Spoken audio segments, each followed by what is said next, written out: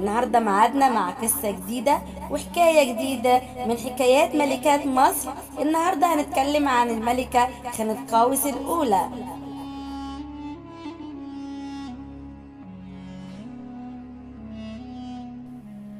خنتقاوس كانت ملكة مصر القديمة في عهد الأسرة الرابعة، ولعبت دورا هاما في تعاقب الأسرتين الرابعة والخامسة، واتخذت لنفسها ألقابا عديدة.